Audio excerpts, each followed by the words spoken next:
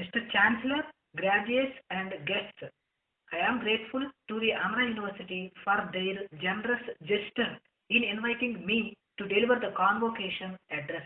I had great hesitation in accepting the invitation, particularly because I knew that many distinguished scholars and eminent leaders of our country have addressed convocations of this university in the past. I am profoundly conscious of the honor done to me, and I am responding to the invitation in all humanity because I consider it to be a token of affection towards me of our esteemed chancellor and a symbol of goodwill between the university and the government. The Andhra University occupies a place of pride in the educational and cultural activities of our state. Eminent persons like Dr. C.R. Reddy and Dr. S. Radhakrishnan have adorned the post of Vice Chancellor of this university and have contributed largely in building it up into a symbol of cultural renaissance of the Andhra people. For a long time, this was the only university of the Telugu-speaking people and served as the beacon light for all scholars, educationists, writers, and scientists from this region. Before the formation of Andhra state and Andhra Pradesh, this university was the only intellectual center for over 20 million Telugu-speaking people residing in the erstwhile Madras state. Now, with the formation of Andhra Pradesh, we have three universities in our state, each having rich associations and traditions.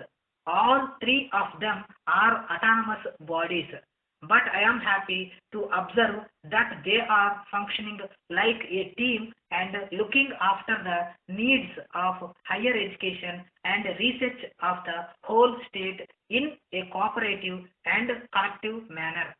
While political and economic institutions are necessary for good administration, orderly conduct of society and economic and financial development. It is the universities to whom we look for intellectual progress, individual satisfaction, and spiritual happiness. The universities are centers of learning and storehouses of knowledge, accumulated through centuries by the creative efforts of men living in different climes and various ages.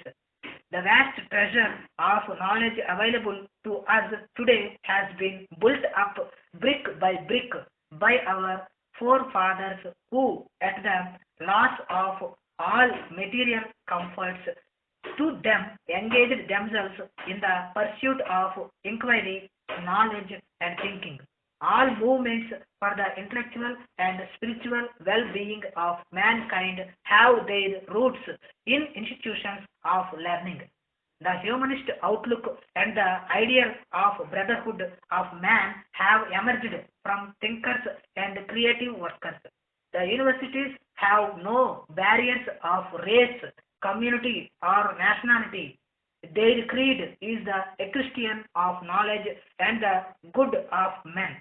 In the present context, when the civilized world is divided into power blocks and conflicting national interests and is even facing the danger of annihilation, the universities have to play a very important and significant role in helping nations and peoples to retain their sanity and to function as a member of the community of man.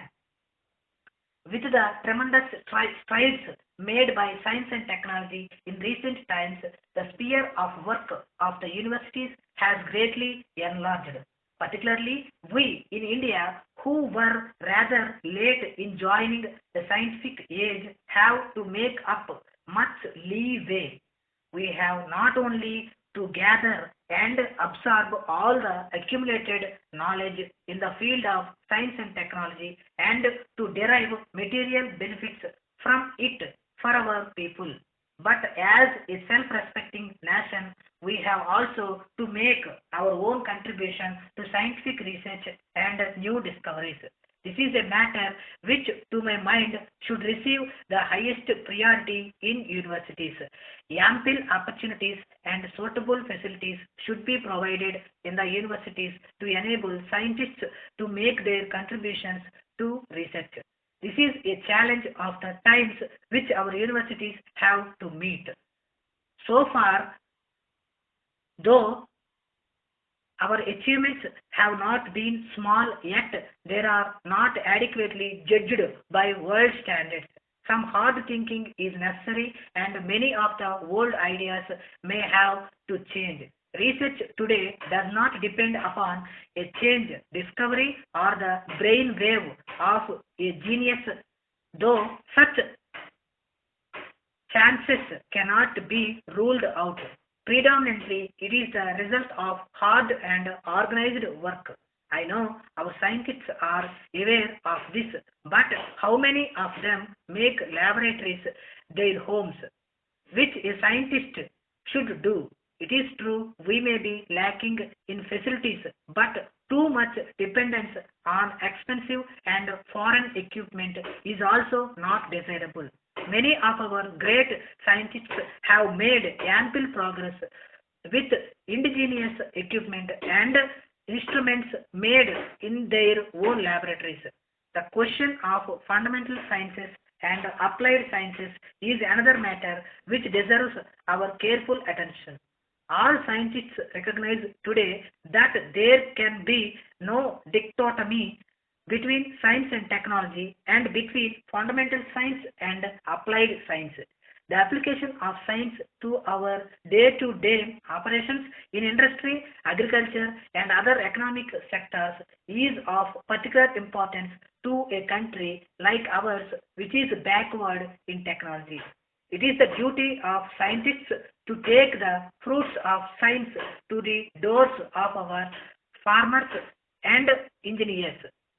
A machinery should be evolved to establish close liaison between the universities and research institutions on the one hand and the ultimate users and consumers on the other.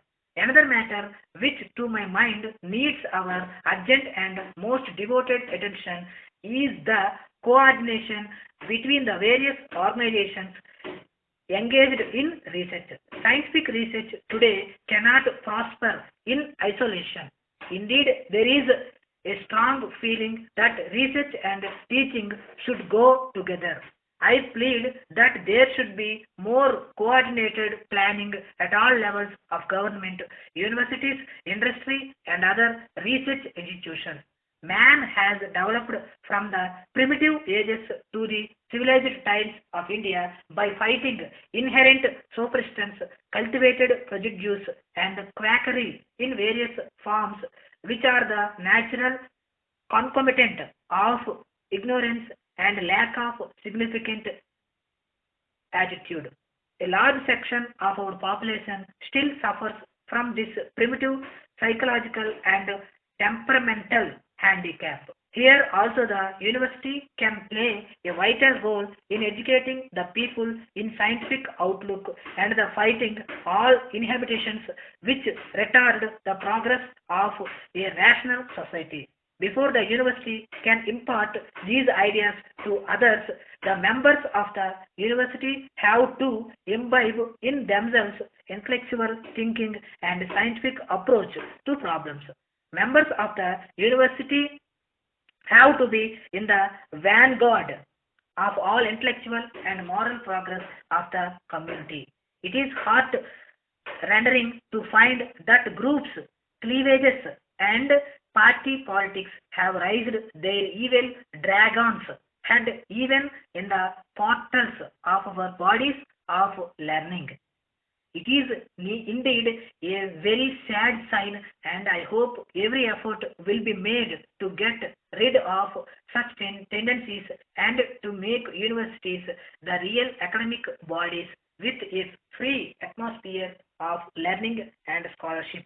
It is also very disappointing that the members of the universities take very little part in the academic and cultural activities outside the universities. The university men have to take a lead in all fields of such activities. It is they who can stimulate the mind of our people to more beautiful and satisfying life. Their work does not lie only within the precincts of the university, but their obligation extends to the whole community.